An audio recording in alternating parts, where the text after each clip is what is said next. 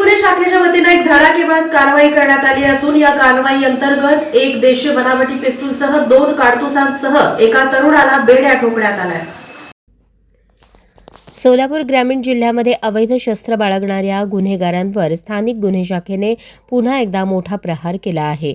बार्शी तालुक्यातील मुंगशीचा ओढा परिसरात एका इसमाला ताब्यात घेऊन त्याच्याकडून एक देशी बनावटीचे पिस्टल आणि 2 जिवंत काडतुसांसह एकूण 70,400 रुपयांचा मुद्देमाल जप्त करण्यात आला आहे। सोलापूर ग्रामीण जिल्ह्याचे पोलीस अधीक्षक अतुल कुलकर्णी यांनी जिल्ह्यातील बेकायदेशीर शस्त्र बाळगणाऱ्यांवर कडक लक्ष ठेवून कारवाई करण्याचे आदेश स्थानिक गुन्हे शाखेला दिले होते।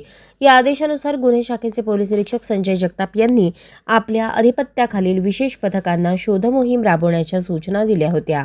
स्थानिक गुन्हे शाखेचे सहाय्यक पोलीस निरीक्षक भीमगोंडा पाटील आणि त्यांचे पथक बार्शी उपविभागात गस्त घालत होते। या दरम्यान पथकातील पोलीस कॉन्स्टेबल सागर ढोरे पाटील यांना गोपनीय बातमीदाराकडून खात्रीशीर माहिती मिळाली की बार्शी तालुक्यातील मुंगशीचा ओढा येथे एक इसम स्वतःजवळ बेकायदेशीर पिस्टल बाळगून उभा आहे।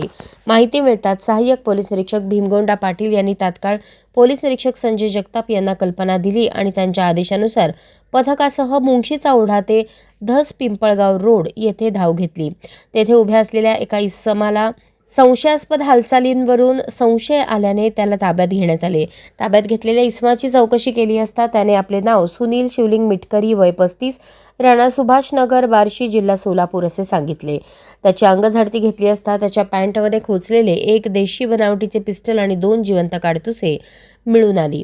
आरोपी सुनील मिटकरी याच्याकडे अधिक चौकशी केली असता त्याने हे पिस्टल आणि काडतुसे 4-5 महिन्यांपूर्वी ओंकार लाटे बीड याच्याकडून विकत घेतल्याची कबुली दिली। विनापरवाना घातक शस्त्र बाळगल्याप्रकरणी आरोपी विरुद्ध बार्शी तालुका पोलीस ठाण्यात भारतीय शस्त्र अधिनियम 1959 चे कलम 325 अन्वये गुन्हा दाखल करण्यात आला आहे। या कारवाईत पोलिसांनी एक देशी बनावटीचे पिस्टल, 2 जिवंत काडतुसे आणि गुन्ह्यात वापरलेली एक मोटरसायकल असा एकूण 70,400 रुपयांचा मुद्देमाल हस्तगत केला आहे। या प्रकरणाचा पुढील तपास बार्शी तालुका पोलीस करत आहेत।